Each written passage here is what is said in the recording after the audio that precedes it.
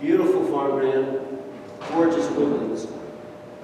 So in this instance, when we looked at the agricultural programs, we realized that the 18 acres of woods, and there's a reason that it's woods because the soils are lousy.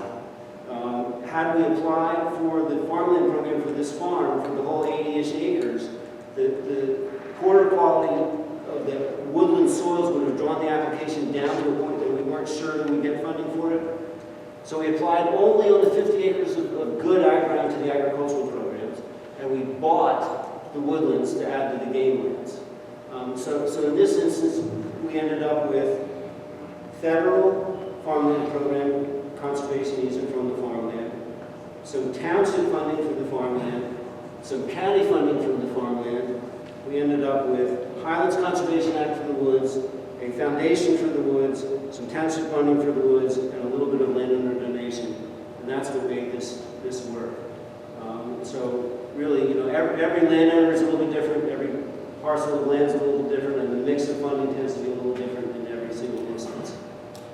I do have one thing that I would like to leave you with, and that is, as an example of a township that passed a referendum, is North Coventry Township in Chester County. In May 2004, and this is off of their supervisor's annual report. In May 2002, the township voters approved the open space referendum. In the 16 years of the initiative, the township has directly, or in partnership with others, preserved 1,456 acres of natural lands, which represents 804 acres of forest, 53 acres of recreational parkland, 600 acres of ag easements, and includes 94 acres of dedicated open space by developers. The total value of preserved land in 16 years is $20 million. The township received $11.8 million in grants and $4.8 million through landowner donations. And so, you know, that is not, it's somewhat typical. I mean, you know, you're looking to generate the mix of different uses to make these things happen. And thank you.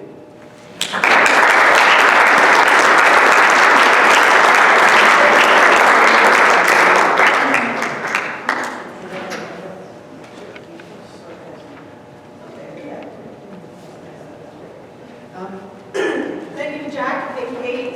I know everybody has lots of questions, so we'll go ahead and put them on the spot here in a minute and let them answer your questions. So if you just want to raise your hand, we'll try to get as many questions in as possible. I'll be moderator. Warren, first hand up. Kate, that's a hard question, but you're probably a really good one to answer. See. He gets the hard questions. You get this one because you were there. All right. The perpetuity concept of farmland preservation was in question a few years ago because of a case that came before your state legislature. Yeah, Stonely. Although there was a dead house.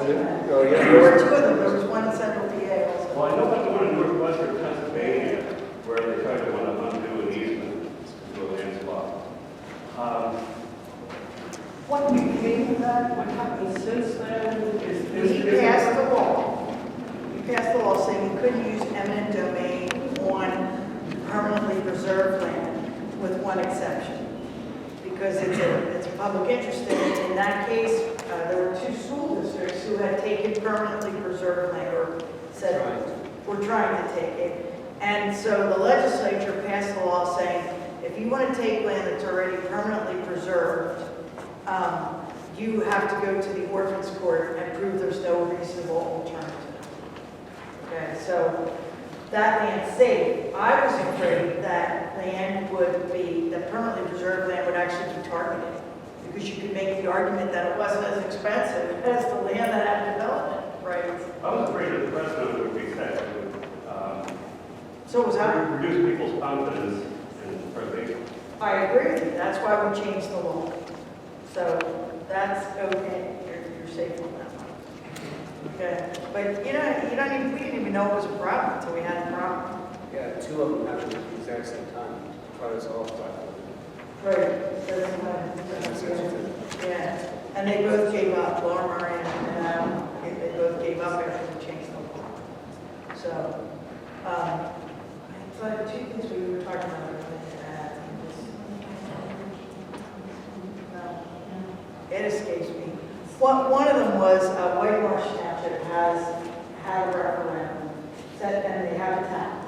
They are still using it. But they actually enacted it because the Erdenheim farm, which was the last big piece in that township, 200 acres, was, well, the husband died and the wife wanted to move. Okay, so it was going to be up for sale. And LT participated in that with the Wissahickon Valley Watershed Association. And the township, the state, the local conservancies all got together and saved that, and the landowner did donate some of it. So White Marsh still has their tax though, and they're collecting a good sum every year, more than they need to pay the debt service on their share of the purchase. So that lets them have the opportunity to look at other pieces of ground. And generally they wait until there's some crisis, you know, that's going to cause the land to be developed, and then they will, they have the money in the bank.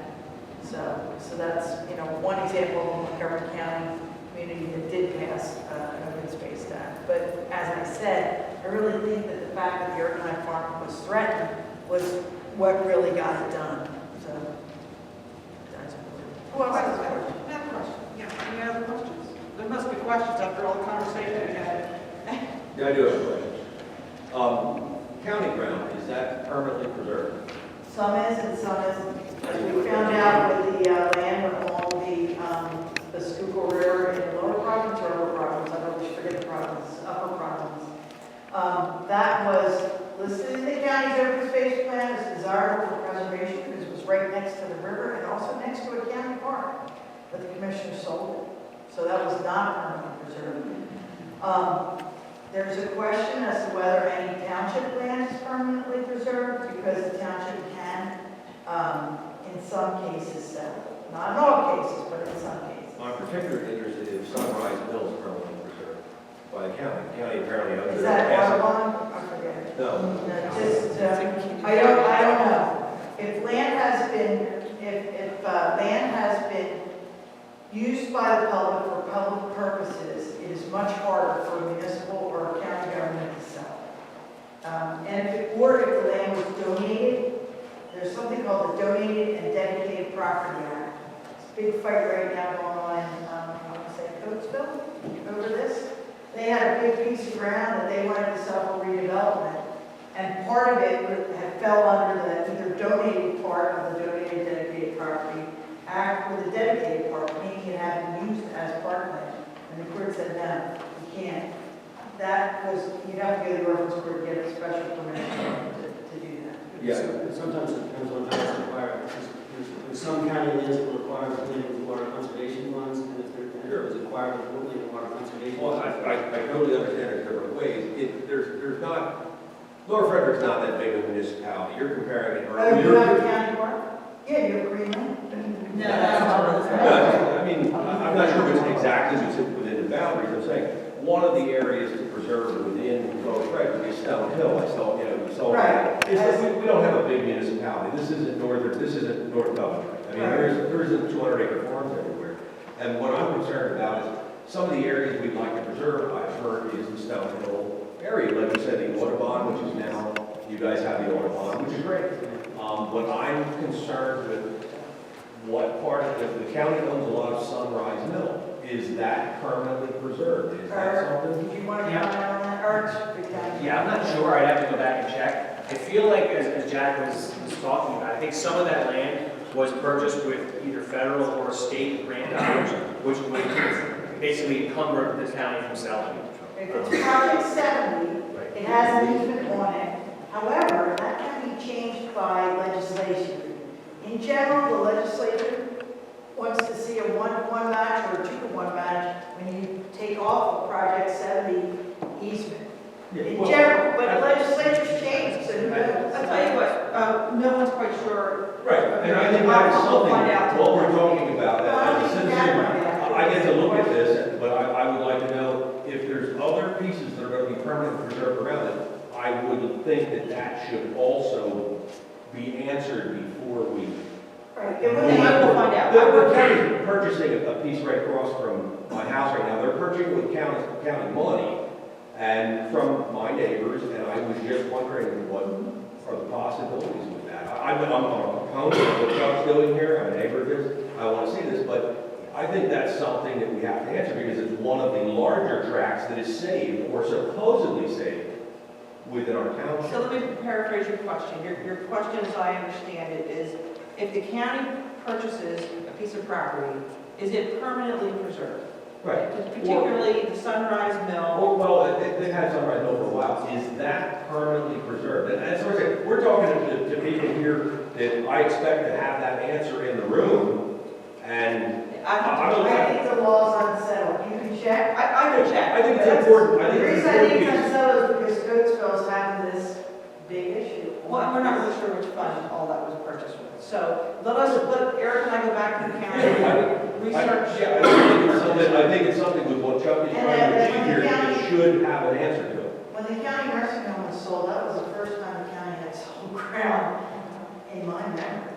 Okay, and look how old I've been around for a while. You know, I'd never seen it. I was shocked. You know, so, you know, I don't know that they can. You can ask about it. We can find But out. I mean, if they buy a piece of ground and put a road through it, that's not permanently preserved. But if they buy it for preservation or park purposes, I think that is more likely to fall under the dedicated donated Yeah, property. well, Sunrise Mill has been passive. Right. There's even no trespassing sign there. So we're not, it's not like 10,000 mills that I get it. There are no trespassing? There's no trespassing signs, do not The enter. mill itself, I think, is probably not safe for people Well, to be then, around. you work for the land. Yeah. You should check, yeah. We'll check on that. Well, I'm saying- I'm asking, and when there's a lot of folks here who are not giving me the answer, it concerns me. I think that should be answered. Well, I think it speaks to the fact that the funding for these projects can be complicated. Right. And like Jack and Kate both said, funding can come in a package from a lot of different places, and each package has its own set of requirements and restrictions. So rather than to give you an answer that may not be completely accurate, I think. I'm just thinking, I would like this answer to be yes, it is permanently preserved, and that's the end of, the equation. But again, up to this, I've been there for 20 years, and I've still not heard. I think it's likely that it is, but we'll confirm it. Right. We'll confirm it. Washington open just that other thing stating that the largest open space or money going towards this is, it's actually being funded from the casinos, like money coming from that. Some of the money State is and coming everything. from the casinos, yes. Some of the money is coming from There's a lot, not just a little, there was like millions of And dollars. some millions of dollars is coming from Montgomery County, but it doesn't have to all be used for open space, it can be used for other If things. she sends out a newsletter, like an Yeah, email. I know Marcy, she's Yeah. great, Yeah, absolutely. and it can be used that way, but it doesn't have to be used that way. There's a category of things that can be used, okay? So that helps, How you about know. natural gas, is that what comes from the I was gonna state? say, some of it comes from Act 13. The first part of Act 13, which is the impact fee on natural gas, goes to the communities impacted by natural gas drilling. And then the next slug goes to DEP and DCNR.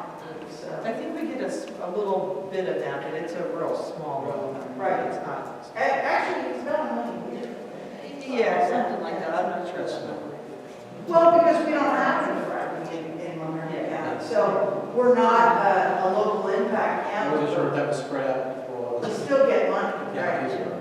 But less, but less. We would get more if we had the fracking, but we needed to. This question for Kate. You and John said that townships, if it was township-owned land, that they would have the ability to sell it.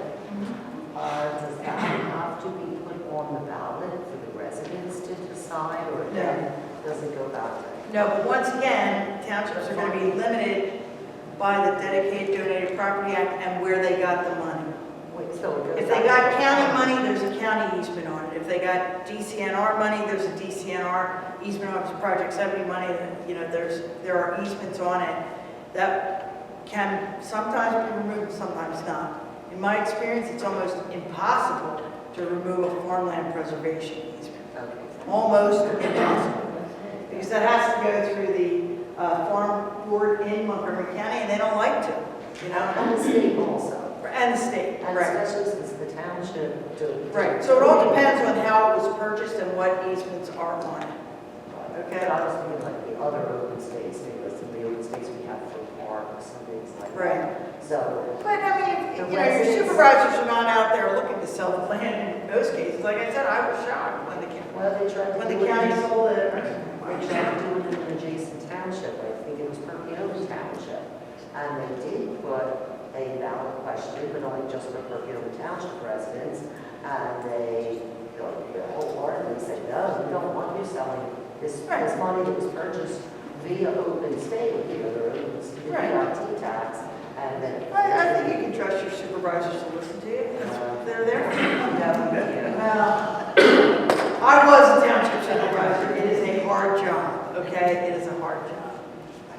So, Yeah, I was interested to see that picture. It was a preserve farm that had a trail around it. You know about that? Yeah, I did. So the trail, so the farm is preserved for the owner and then the trail is used by the residents. But who maintains that trail? Township. The township, so it's dedicated to the township? Okay. And then it connects with our township-wide trail. It's adjacent to township park. And so and we're almost done with the trail going in the other direction. So it's used to provide access to other trails? And it's used, you know, for hiking, the equestrian community. And so it's a nice, you know, low grass trail. connections are important. Yeah. Ask him one question. I have one for you. Okay.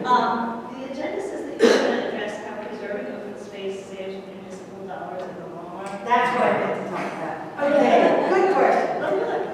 Okay, anybody can do this, okay, because we've done this all over Montgomery County. You know this because you just got this bill. Your school taxes are going to be your biggest tax bill, right? Okay. The numbers may be different here. If you take the top line of your school budget, any school board members here? Okay, take the top, and then you divide into it the number of students. You're going to get a cost per student, and where are we? Per Campbell Valley, okay. So you take the top line of the school district budget, it's all public, okay? You divide it with the number of students, you will get a cost per student. In Montgomery County, the cost per student in a public school is somewhere between $15,000 and $20,000 per student. I kid you not, all in.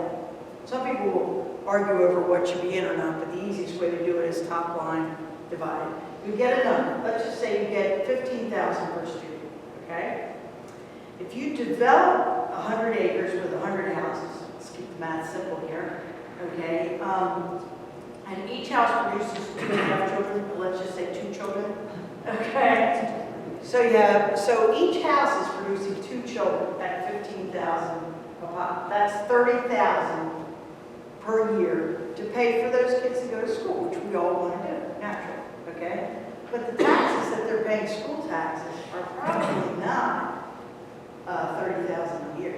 They're probably 5,000, 15, 10,000 max.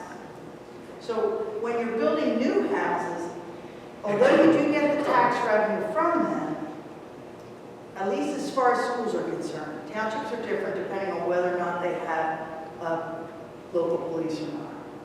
Okay? Because police are expensive as well. Okay, but if you have, if you just look at school taxes, in most cases, the school taxes paid by the new house do not cover the cost of the children who are going to live in the house. So, when you're thinking about how much is this going to cost me to buy this piece of ground, you have to also factor in how much am I not going to have to pay, you know, in these other increased taxes. So if your taxes went up $25 a year or $125 a year, that would pale in comparison to what you would all be paying. That's why I wanted to talk about the fact that there is a cost to development. We all love children. I don't want to sound like I'm negative on that, because we all love children and they're great. It's just a mistake to think that new development doesn't cost anything. It will cost some in your township, but that budget, like I said, is mainly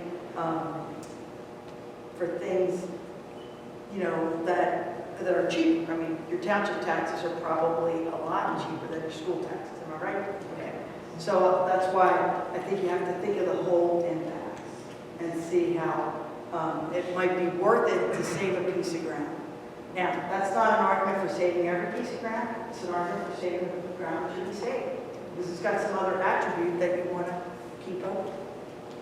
So that's what I meant to talk about, that whole thing. And then you can compare, we did that when we were talking about the Montgomery County referendum question and the state referendum. We showed people the costs. And if you Google the cost of community services, there's a number of studies in Montgomery County and southeastern Pennsylvania and the rest of the state where you have a much bigger budget and detail on the cost of community services. Right. Versus maintenance services. Didn't NLT participate in one recently? Chester County updated that study. Chester County, go on Chester County's website, I'm sure they have it. And that's in addition What to was it that. called? We did one called Saving Land Saves Money, but that wasn't it, they had another name for it, but I'm sure. Anybody know, it was a Chester County study. Return on the environment. Return on the environment, thank you. Okay, so, and they run through municipal costs. But I do think municipal costs make a difference as to whether you have a police department or not, because, you know, that's a big cost. Right, $1.11 return. All I'm saying is, it's a mistake to think that development, because it brings in taxes, pays for itself. Okay? And I'm not arguing that you save everything. I'm just saying that if you're weighing the economics of spending money to buy open space, you have to also weigh the economics of what costs you're not incurring. Because it's there. Sure, I was going to ask the question if we could do that locally, because we do have a police department. Sure. We could do the same now. You could do the same now. Because expenses based on the number of residents in the township, and if you're adding this many more residents, are those new residents paying that much additional taxes towards our police department? Right. And if you have police, it might turn out to be, you know, a worthy study to work on, but the truth is your school taxes are going to be the big driver because the cost of education is so expensive. So the school taxes are what's going to show you, because everybody pays for that. And everybody pays your township taxes too, but they're relatively low, as we all know, because we just got our school bills, right? And we just paid them, right? Okay. It's funny, I mean, when you just buy a house, you pay your school taxes in your mortgage, so you don't really notice it that much because you're paying it money. Then when you get your mortgage paid off, and you've been here a long time, and that's school tax going on. That's a good question. That's what I was meaning to mention. I forgot. Yeah, right here. Natural land trust question. You mentioned that you guys have taken over the Audubon property. Is that totally 100% official? Is that done? Yeah. Okay. Has there anything has changed with the uses now under natural land trust? I mean, there was. Okay, well, there were certain rules and regulations, you know, according to the Audubon. Have you guys gone in and changed that signage, or? We've changed the signage, the rules are pretty much the same. Pretty much the same, yeah. Right. Basically like that. Oh, yeah, no, there was some question for